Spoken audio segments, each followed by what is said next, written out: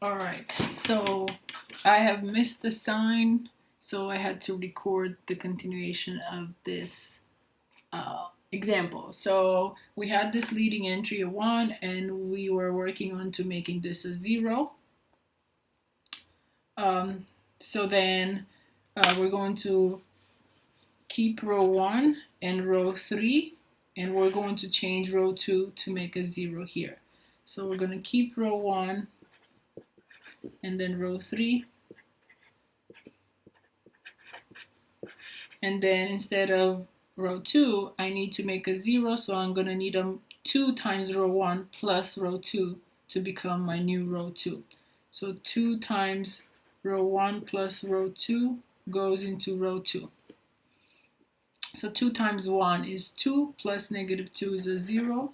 2 times negative 1 is negative 2 plus 1, that's a negative 1.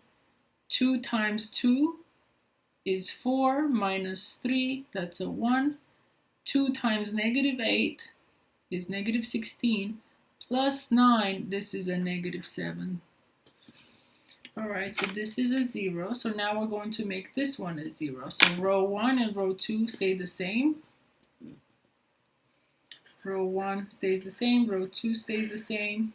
So 1, negative 1, 2, negative 8, 0, negative 1, 1, negative 7. And this, row 3, I need this to be a 0. So what multiple of row 1 plus row 3 is going to make a 0 in row 3? So I need negative 4 times row 1 plus row 3. And this is going to go in row 3.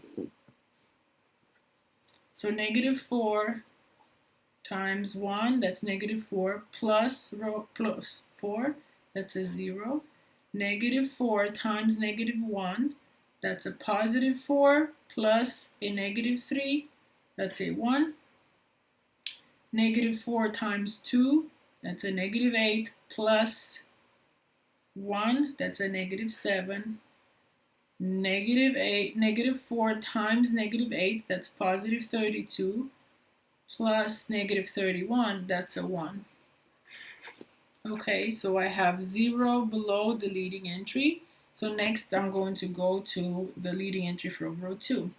The first non-zero entry for row 2 is a negative 1, but I need to make this a positive 1. So I can either interchange row 2 and 3 because this is already a 1, or I can just multiply row 2 by negative 1. So let's do that. So row 1 stays the same, row 3 stays the same. I'm going to multiply row 2 by a negative 1. So negative row 2 plus negative row 2 goes into row 2. I'm multiplying row 2 by negative 1. So row 1 stays the same. Row 3 stays the same. And then row 2 becomes negative row 2. So 0, 1, negative 1, positive 7. Okay, so then leading entry zeros, leading entry is a 1, needs to be a 0 below it, so I want this to be a 0. So how do I make this a 0? So row 1, row 2 stay the same. 1, negative 1, 2, negative 8, 0, 1, negative 1, 7. And in row 3 I need this to be a 0, so I can take negative row 2 plus row 3. And this is going to go in row 3. So negative row 2, so 0 plus row 3, 0. Negative row 2, so negative 1 plus row 3, so negative 1 plus 1 is 0. Negative, negative 1, positive 1 plus negative 7. So 1 minus 7, negative 6.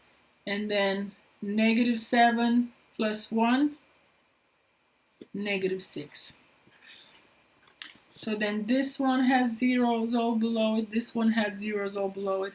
So my next leading entry in row 3 needs to be a 1 right here, so I need to divide row 3 by negative 6. So row 1 stays the same, row 2 stays the same, negative So row 3 divided by negative 6 is going to become my new row 3. So 1, negative 1, 2, negative 8, 0, 1, negative 1, 7, 0, 0, negative 6 divided by negative 6 is positive 1, negative 6 divided by negative 6 is positive 1. So this is in row echelon form. So now doing back substitution, we're going to get the answer. So from here, we're going to get that z equals 1. From here, we're going to get that y minus z equals 7. Y minus 1 equals 7. This gives us the y equals 8.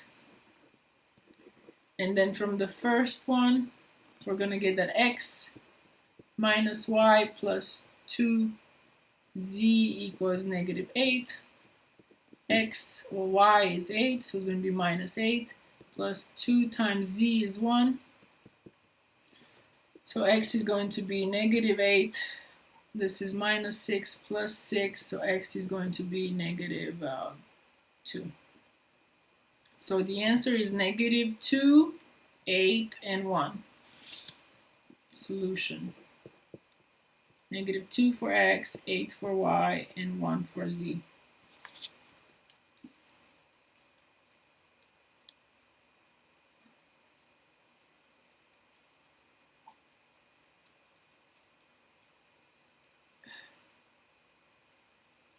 Okay, so that is it. So it's not necessary to do the row reduced echelon form. So if you just get to row echelon form by starting with the augmented matrix, bring that to the row echelon form, and then do back substitution, you'll get the solution.